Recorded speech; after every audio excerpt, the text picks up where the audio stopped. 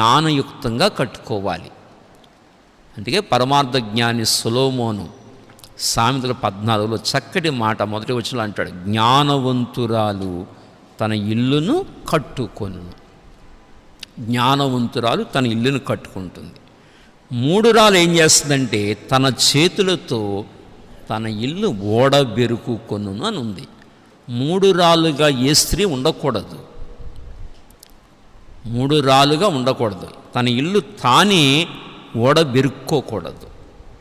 వివాహమైన తర్వాత చక్కగా ఇక తన సంసారం, తన భర్త, తన పిల్లలు, తన ఇల్లు అలా బాధ్యతగా నమ్మకంగా నడుచుకోవాలి. అంతేగాని ఇక మళ్ళీ నీ దృష్టి పుట్టింటికాడ మాట మాటకి పుట్టింటి వాళ్ళని జ్ఞాపకం చేసుకోవడం, మాట మాటకి అక్కడికి వెళ్ళడం, నీ సంసారాన్ని నిర్లక్ష్యం చేసుకోవడం, నీ భర్తని నిర్లక్ష్యం చేయడం, ఇది సరైన విధానం కాదు. అలాగని పుట్టింటికి వెళ్ళకూడదని కాదని చెప్పేది ఇక్కడ. వెళ్ళాలి, సమయం వచ్చినప్పుడు, అవసరం వచ్చినప్పుడు, అప్పుడప్పుడు వెళ్ళాలి.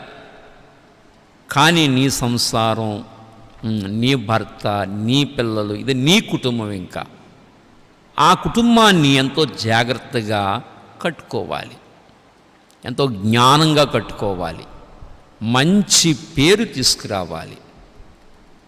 అటు